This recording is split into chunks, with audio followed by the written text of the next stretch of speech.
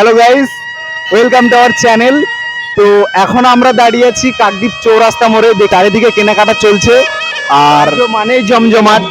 তো আজকে আমরা তোমাদেরকে দেখাবো কাকদ্বীপের সেরা কিছু পুজোর থিম এবং কতদূর কি প্রস্তুতি চলছে সেটাও দেখাবো।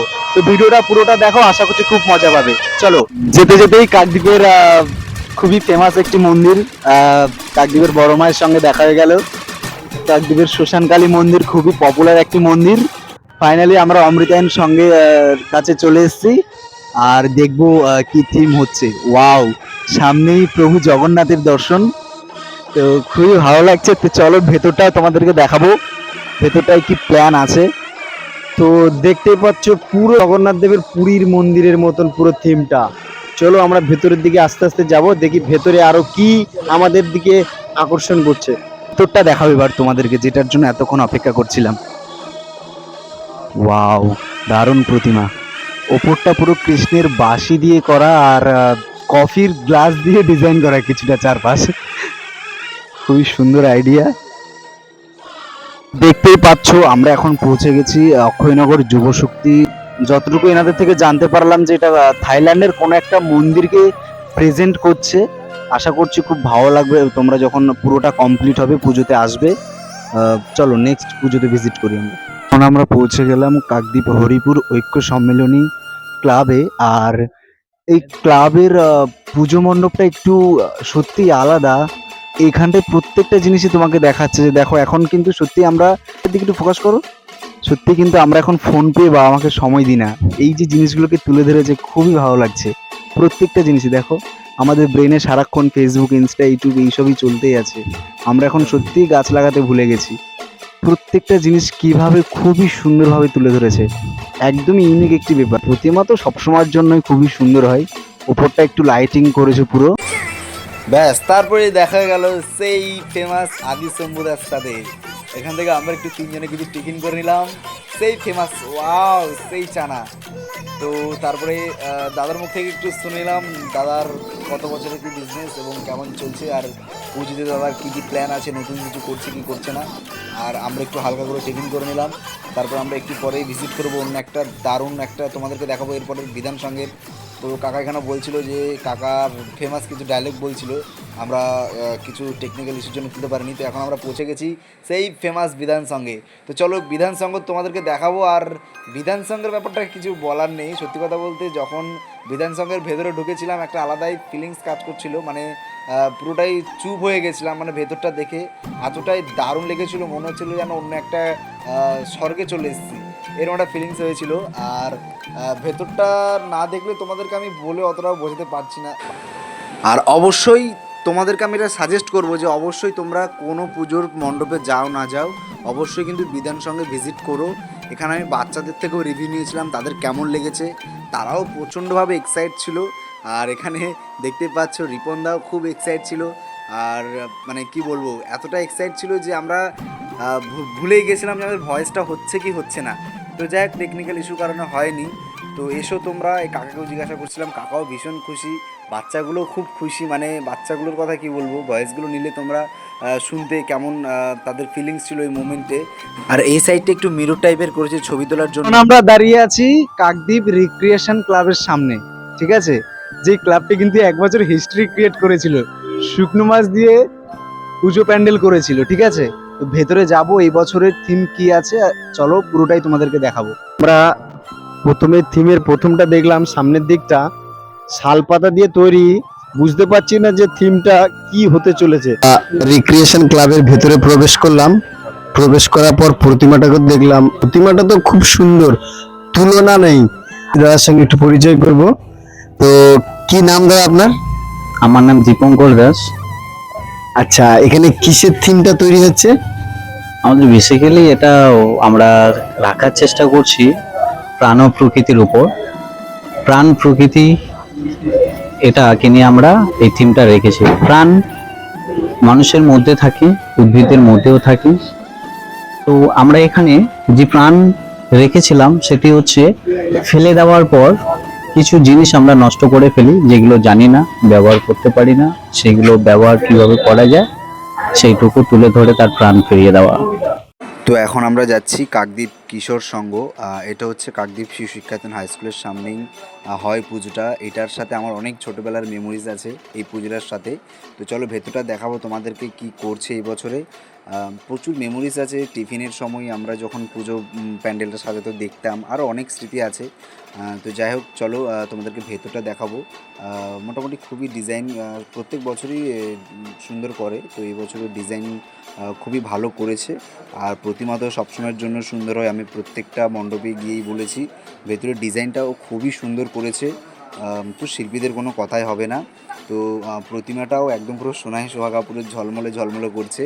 তো যাই হোক তোমরা এসো দেখো, এবং আশা করছি তোমাদেরও খুব ভালো লাগবে। ওকে চলো আমরা নেক্সট মণ্ডপে ভিজিট করি। তো আমরা এখন চলে এসেছি কাকদ্বীপ রবীন্দ্র সংঘতে।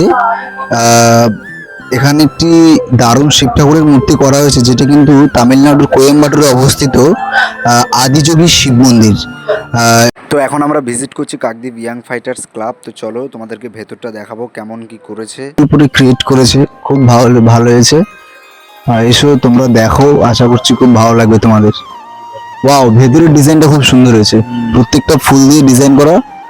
শিল্পীরা প্রচুর পরিশ্রম করে ক্রিয়েট করেছে, দারুণ, কোনো কথা হবে না। দাদা কতদিন লাগলো করতে?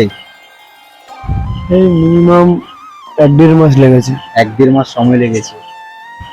আউটস্ট্যান্ডিং। থিমটা কিসের উপরে দা? কিন্তু হলো একটি শিল্পী ছিল যার নাম যামিনী রায়, তার কুঠির তৈরি করা হয়েছে। আচ্ছা, খুবই ভালো চিন্তা ভাবনা। আর প্রতিমাটা তো সবসময়ের জন্যই ভালো, এই প্রতিমার উপরে কোনো কথাই হবে না। খুব দারুণ থিঙ্কিং। এসো, অবশ্যই ভালো লাগবে। এখনো বাকি আছে যদিও বা, পুরোটা কমপ্লিট হলে আরো ভালো লাগবে দেখতে।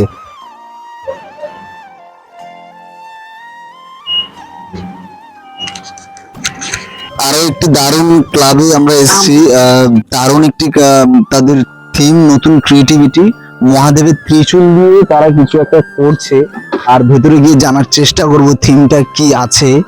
অনেক কিছু বাকি আছে এখনো যদিও বা, খুব দারুণ করেছে। তো দাদা কতদিন দাদা ক্লাবের পঞ্চদীপ ক্লাব। পঞ্চদীপ সংঘ। কতদিন সময় লাগলো? এটা তোমার মিনিমাম 1.5 মাস তোমার ওটা কাজ রেডি করতে। কিসের উপরে হচ্ছে থিমটা?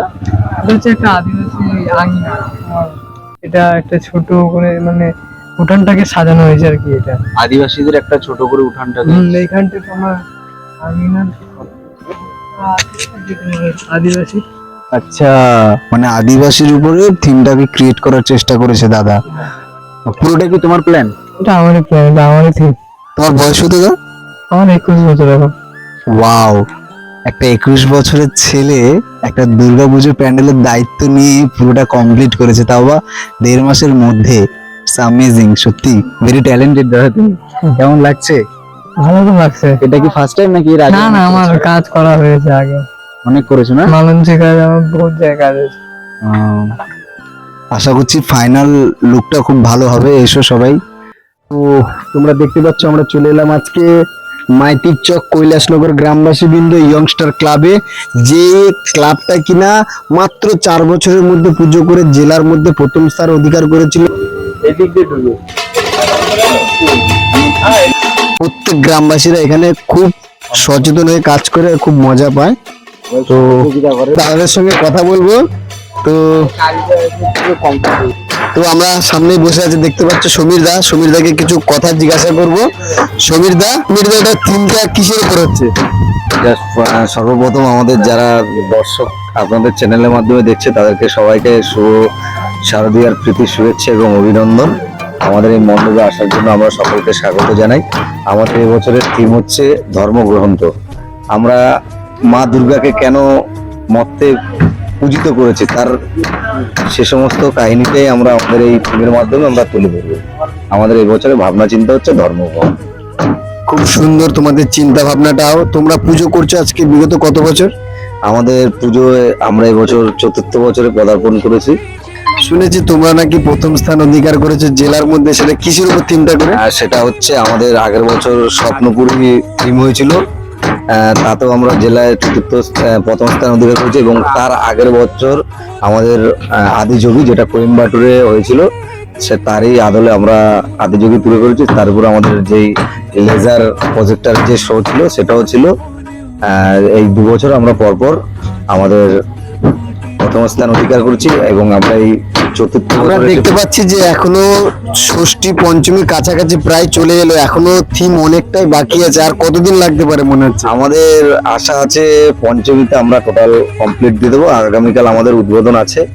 আমাদের মথুরাপুরের সাংসদ বাপি হালদার মহাশয় আসছেন উদ্বোধন করতে, তাই আপনাদের চ্যানেলের মাধ্যমে আমরা সকলকে আমন্ত্রণ জানাই আমাদের এই শুভ উদ্বোধনে আসার জন্য।